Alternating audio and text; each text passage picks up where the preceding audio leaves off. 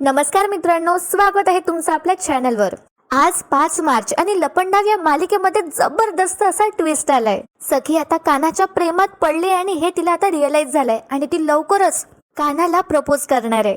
पण कान्हा ते का बरं, बघूया आजच्या भागात। त्याचबरोबर आता अपर्णाची हालत अगदी पूर्वीसारखी होत आहे। अपर्णाच्या तब्येतीमध्ये खूप चांगली प्रगती आहे। सखीला भेटल्यामुळे अपर्णा खूप खुश आहे आणि होळीच्या दिवशी मा सुद्धा आता कामतांकडे असणार आहे। तर बघूया मित्रांनो, खूप काही दाखवलंय त्यांनी आणि उद्या सुद्धा होळीचा स्पेशल भाग आहे। तर व्हिडिओ अजिबात मिस करू नका आणि मित्रांनो त्यासाठी चॅनलला सबस्क्राईब करून ठेवा।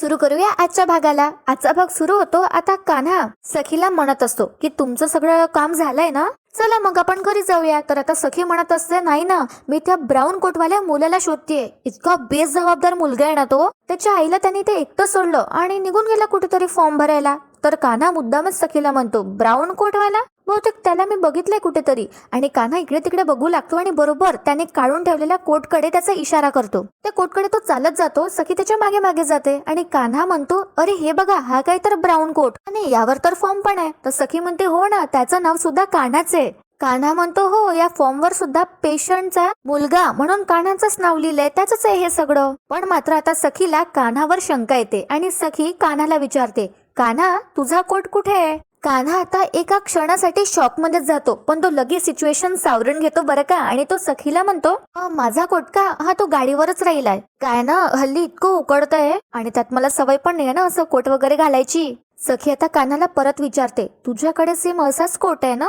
कान्हा आता फिरवा फिरवीची उत्तरं देतो आणि म्हणतो, हल्ली ना एकसारख्या 2 गोष्टी असतातच। हा, ते तुमच्या आईंकडे शॉल होती ना, अगदी तसंच। सखी म्हणते आता कान्हाला, पण मग हा मुलगा कोट आणि फॉर्म इथेच टाकून कुठे गेलाय? कान्हा म्हणतो, गेला असेल कुठेतरी, कदाचित वॉशरूमला गेला असेल। आणि त्यानंतर कान्हा आता सखीला म्हणतो, मी काय म्हणतो तुम्हाला, त्या ज्या बाई आहेत त्यांचा नंबर आला असेल तर आपण जाऊया का आज त्यांना घेऊन डॉक्टरांकडे? सखी आता आश्चर्यानेच कान्हाला विचारते, आपण? कान्हा म्हणतो, हो आपणच। चाळीत आपण एवढे प्रॉब्लेम्स एकत्र मिळून सॉल्व्ह केलेत, हे काय त्याच्या समोर? आणि हा प्रॉब्लेम सॉल्व्ह करायला काय प्रॉब्लेम आहे? तर आता सखी कान्हाला म्हणते, वा। आणि ती स्माइल करत पुढे कान्हाला म्हणते, प्रत्येक वेळी मला तुझी वेगवेगळी रूपं पाहायला मिळतात। तर आता आपला कान्हा सुद्धा सखीला म्हणतो, मग कान्हा आहे मी, मग मिळणारच। त्यानंतर आता सखी कान्हाला म्हणते, तुझी आई आज असायला हवी होती, त्यांनी सुद्धा स्वतःच्या डोळ्यांनी बघितलं असतं। आता कान्हा मात्र इथे सॅड होतो, त्याचा चेहरा पडतो। तर आता सखी म्हणते, आपला मुलगा कशी प्रत्येकाची मदत करतो हे त्यांनी बघायला हवं होतं, त्यांनाही खूप आनंद झाला असता। पण त्यानंतर आता कान्हाचा चेहरा पडला असतो म्हणून सखी टॉपिक चेंज करते आणि कान्हाला म्हणते, चल आपण जाऊया। आणि सखी कान्हाला त्याच्याच आईजवळ घेऊन जाते। बघा मित्रांनो काय होतं, आता कान्हा सखीला विचारतो, ह्याच आहेत ना? तर सखी म्हणते, हो। आणि कान्हा आता अपर्णाला आई असं म्हणून हाक मारतो। अपर्णा आता कान्हाकडे बघते आणि ती सुद्धा कान्हाला कान्हा असं म्हणून हाक मारते, सखी समोरच। सखी खूप आश्चर्याने आता कान्हाकडे बघते आणि कान्हा सखीकडे बघत असतो, त्याला भीती वाटत असते। कान्हा आता सखी समोर मुद्दामच अपर्णाला म्हणतो, हो ग, मी तुझा कान्हाच आहे। अपर्णाचा हात तो त्याच्या हाती घेतो आणि म्हणतो, डॉक्टरांकडे जायचंय ना? पण त्या सखीला मात्र शंका आली असते। तर कान्हा आता सखीला म्हणतो, काय ना, बहुतेक त्या मला त्यांचा मुलगा समजतायत। तर मित्रांनो आता अपर्णाची अवस्था बघून सखीला कान्हावर विश्वास बसतो आणि सखी म्हणते, येऊच दे त्यांच्या मुलाला, मग सांगतेस त्याला, मूर्ख कुठला। आणि त्यानंतर सखी आणि कान्हा अपर्णाला डॉक्टरकडे घेऊन जातात। तर मित्रांनो अपर्णा नर्स सोबत एकटी जायला खूपच घाबरत असते, पण कान्हा म्हणतो, अरे जा, मी आहे ना, काहीच होणार नाही, जा तुम्ही। अपर्णा आता थोडी घाबरत असते आणि नाही नाही म्हणत असते आधी, पण कान्हा समजावून सांगतो आणि म्हणतो, मी आहे ना, मी आहे, जा तुम्ही। आणि आता अपर्णाची अवस्था बघून कान्हाच्या डोळ्यात पाणी येतं, पण कान्हा सखीला काहीच दाखवत नाही आणि कान्हा कुल्फी जवळ जातो आणि तिला म्हणतो, बाळा तू बरी आहेस ना? सखी आता थोडी दूर उभी असते आणि ती हे सगळं बघत असते। त्यानंतर कान्हा कुल्फीला मिठी मारतो। कान्हा खूप इमोशनल झाला असतो, कान्हाच्या डोळ्यात पाणी आलं असतं, पण तो काहीच त्याचं दुःख कोणाला दाखवत नाही आणि हे सखीच्या लक्षात येतं। आणि सखी कान्हाकडे खूप प्रेमाने बघत असते की तो किती छान आहे, सगळ्यांची किती काळजी करतो, सगळ्यांचा किती विचार करतो। तर त्यानंतर कान्हाचं लक्ष आता सखीकडे जातं आणि त्याच्या लक्षात येतं की सखी त्याच्या प्रेमात हरवली आहे। कान्हा आता सखीला इशारा सुद्धा करतो की काय आहे? तर सखी म्हणते, काही नाही। तर बघा मित्रांनो, काय होतं इथे आता रात्र झाली असते आणि कान्हा किरणला भेटायला जातो तिथेच आपल्या चहाच्या टपरीवर, आणि तो आता सगळं सांगून टाकतो किरणला. आणि हे ऐकून किरणला झटकाच बसतो आणि तो म्हणतो कान्हाला, काय बोलतोयस तू? सखी तुझ्या प्रेमात पडली आहे. कान्हा ते इकडे तिकडे बघतो आणि किरणला म्हणतो, बोंबल, अजून मोठमोठ्याने बोंबल तू. मी एक काम करतो, तुला एक रिक्षाच घेऊन देतो आणि त्या रिक्षावर एक भोंगा लावून देतो तुला, आणि मग गावभर तू बोंबलत फिर, सखी कान्हाच्या प्रेमात पडलीये असं सांग. तर आता किरण म्हणतो, सॉरी सॉरी कान्हा, पण अशी गुगली टाकल्यावर कोणी क्लीन बोल्ड होईलच ना. तर मित्रांनो बघत राहा, कान्हा चहा पित असतो आणि त्याच्या लक्षातही येत नाही की त्यामध्ये साखर नसते. तर पुढे काय होतं, किरण कान्हाला विचारतो, तू काय उत्तर दिलंस? तर आता कान्हा म्हणतो किरणला, अरे शहाण्या, मी उत्तर द्यासाठी आधी मला प्रश्न तर विचारला गेला पाहिजे ना. तर मित्रांनो दुसरीकडे आता सखी जानू सोबत असते आणि ती पाणीपुरी खात असते. जानू आता सखीला म्हणत असते, काय ग सखे, तू कान्हाला कधी विचारणार आहेस? तर आता सखी म्हणते जानूला, काय विचारायचंय ग कान्हाला? तर आता जानू चिडते थोडी आणि पाणीपुरी वाल्याला सांगते, ओ भैया, हिला की नाही काही पुरी बिरी देऊ नका तुम्ही, झालं हिचं, फिनिश आहे. तर सखी म्हणते, ए जानू, तुला कोणी सांगितलंय ग झालंय म्हणून माझं? मला अजून पाणीपुरी खायची आहे. आणि सखी आता पाणीपुरीवाल्याला सांगते, ओ भैया, अजून बाकी आहे हा माझं. तर आता जानू म्हणते सखीला, अगं सखे, आता तू नाटकं नको करूस. आता सखीला काही समजत नसतं. सखी म्हणते, अगं मी काय नाटक केलंय जानू? जानू आता स्पष्टच बोलते आणि ती सखीला सांगते बरं का, की तू कान्हाच्या प्रेमात पडली आहेस. सखी आता स्माइल करते हे ऐकून, पण इथे आता सीन शिफ्ट होतो आणि कान्हा किरणला म्हणत असतो की सखी माझ्या प्रेमात पडलीये, याचं मला गिल्ट वाटत आहे, याचा मला त्रास होतोय. तर आता किरणला काही समजत नाही. किरण म्हणतो, त्रास का बरं? तर कान्हा सांगतो, तिचे सगळे इमोशन्स आहे ते खरे आहे, अगदी खरे, अगदी डे 1 पासून तिच्या सगळ्या भावना खऱ्या आहेत रे. मग तिचं रडणं असो, हसणं असो, तिचे अश्रू असो आणि तिचं प्रेम, सगळ्या गोष्टी खऱ्या आहेत. आणि माझं काय रे, मी आहे का तेवढा प्रामाणिक? अरे माझ्या प्रत्येक इमोशन मागे ना काहीतरी स्वार्थ दडलेला असतो. आणि मग कसं गणित जमायचं? अडकलोय किरण, मी विचित्र अडकलोय. तर मित्रांनो कान्हाला आता इथे गिल्टी वाटत असतं. इथे आता सीन शिफ्ट होतो आणि सखी जानूला म्हणते, अगं जे तुला वाटत आहे की जे मला वाटतंय ते तुला कसं माहित ग? तर आता जानू सुद्धा सखीला सरळच म्हणते, कारण मला माहिती आहे की तुला माहिती आहे की तू कान्हाच्या प्रेमात पडली आहे, पण तुला हे मला सांगायचं नाहीये, हो ना? तर आता सखी जानूला समजावून सांगते आणि म्हणते, नाही ग जानू, तसं नाही आहे काहीच. अगं बाई, मुळात मला हेच माहिती नाहीये की प्रेमात पडल्यावर नक्की काय वाटतं, आणि मी खरंच कान्हाच्या प्रेमात आहे हे मला कसं कळणार? तर आता जानू सखीची हेल्प करणार आहे. आणि इथे आता सीन शिफ्ट होतो आणि किरण कान्हाला म्हणतो, मग तू वाट बघ, ती तुझ्यावरच्या प्रेमाची तुला कबुली देईल तेव्हा तू सखीला नकार दे. तर कान्हा म्हणतो, अच्छा, म्हणजे मी तिला हर्ट करायचंय? अरे किरण, तिला मी आयुष्यभरासाठी अशी आठवणी देऊ का की पहिलं प्रेम कधीच यशस्वी होत नाही? मला तिला हर्ट करायचं नाहीये किरण, तिला मला दुखवायचं नाहीये. तर इकडे आता परत सीन शिफ्ट होतो आणि जानू सखीला म्हणत असते, सखे तू ना खूप लकी आहे बघ ना, म्हणजे तुझ्या आयुष्यात मी आहे, नाहीतर तुझं काय झालं असतं ग? पण ठीक आहे, सांगते मी तुला, काहीच प्रॉब्लेम नाहीये, आपल्याकडे की नाही सगळा डेटा असतो बघ.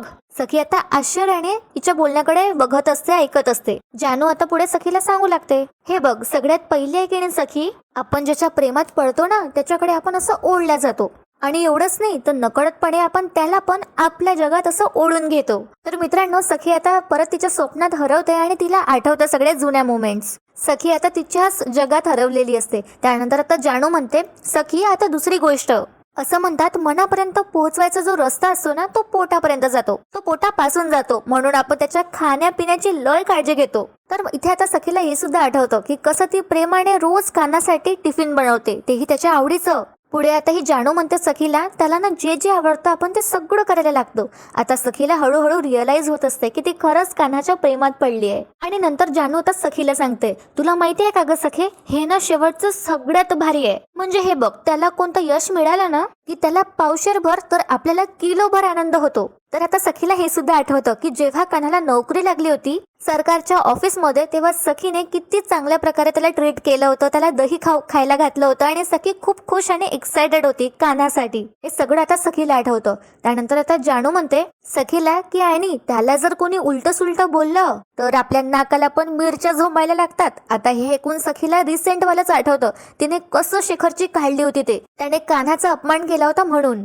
सखी आता पूर्ण हरवून गेली असते आणि जानू म्हणते, इन शॉर्ट काय, प्रेमात पडल्यावर ना आपण लय येण्यासारखे करायला लागतो. आता सखी सगळं ऐकू लागते नीट आणि त्यानंतर सगळं ती इमॅजिन करते आणि जानूला म्हणते, जानू मला माझ्या प्रश्नाचं उत्तर मिळालंय. अगं मी खरंच कान्हाच्या प्रेमात पडली आहे. आता सखीने जानू समोर हे कबूल केलं असतं आणि तिला सुद्धा याचा भास झाला असतो, रिअलाइज झालं असतं. हे ऐकून आता जानू सुद्धा सखीसाठी खूप खुश होते. आणि दुसरीकडे आता किरण कान्हाला समजावून सांगत असतो की अशी चूक करू नको.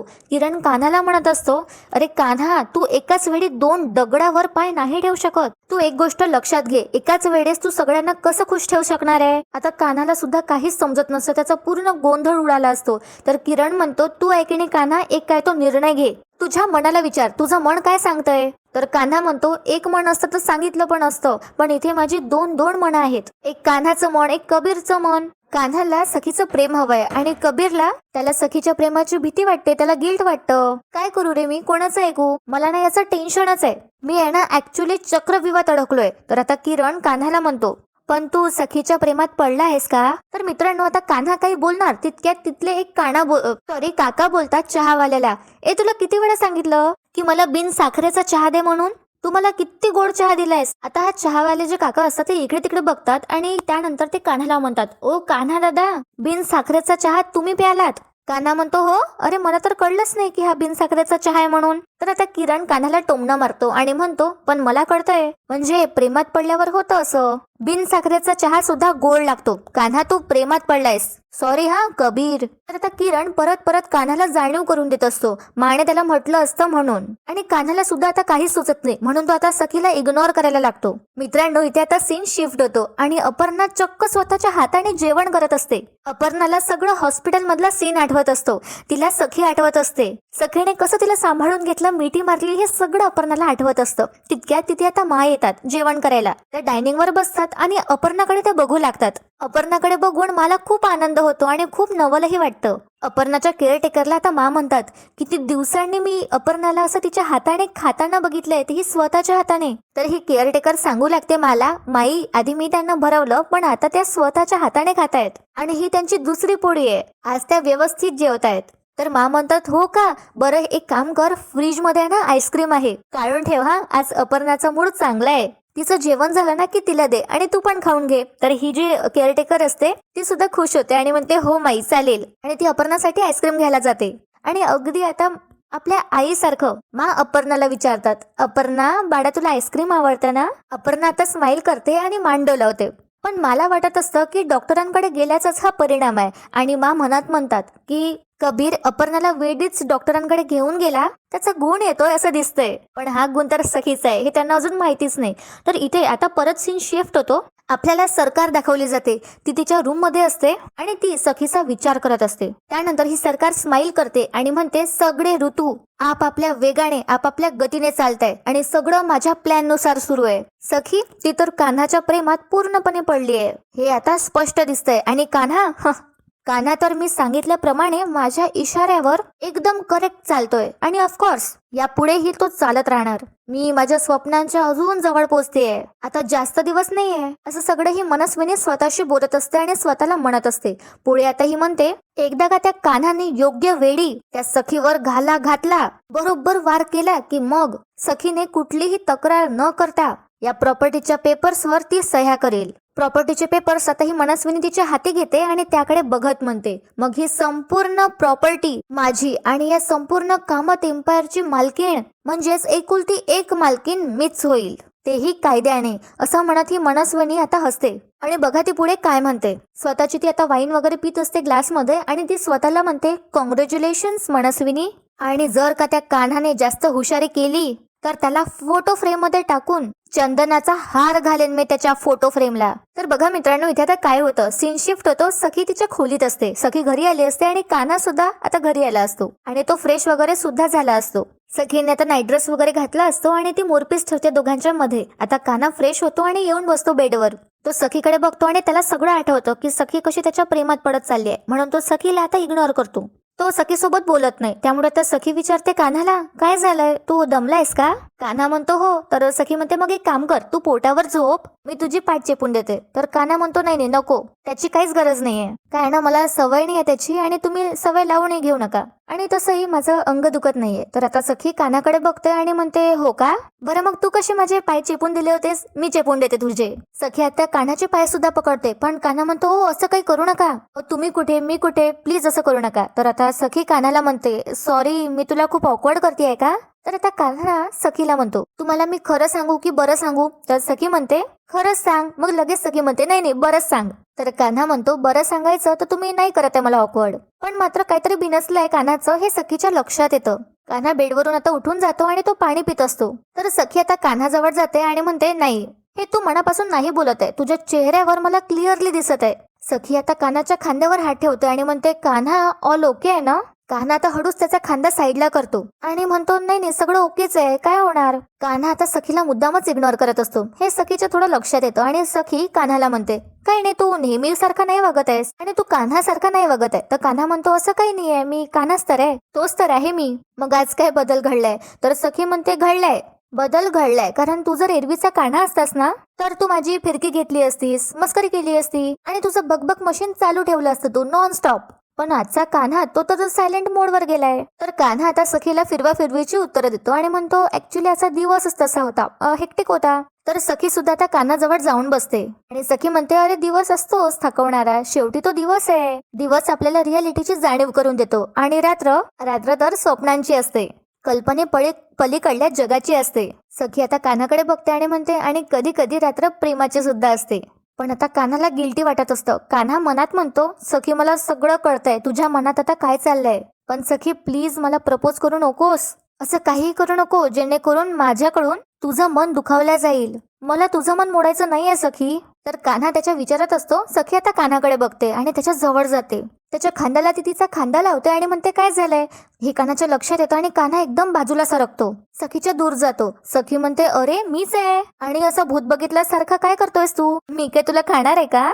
त्यानंतर सखी आता नॉर्मल होते आणि ती कान्हाला म्हणते ऍक्च्युली मला तुला काहीतरी विचारायचं होतं. आता हे कान्हाला माहिती असतं की सखी काय विचारणार आहे आणि कान्हा आता अस्वस्थ झाला असतो, त्याला काही सुचत नसतं. आणि मित्रांनो आजचा भाग इथेच संपतो.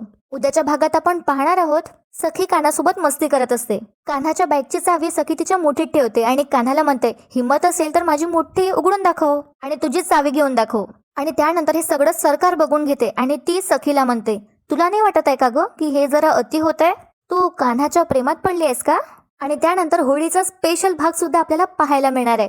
तर मित्रांनो त्यासाठी चॅनलला सबस्क्राईब करा. तुम्हाला आजचा भाग कसा वाटला कमेंट करून मला नक्की कळवा आणि तुम्हाला आजचा भाग नक्कीच आवडला असेल तर व्हिडिओला लाईक करायला विसरू नका. व्हिडिओ शेवटपर्यंत पाहण्यासाठी खूप खूप धन्यवाद.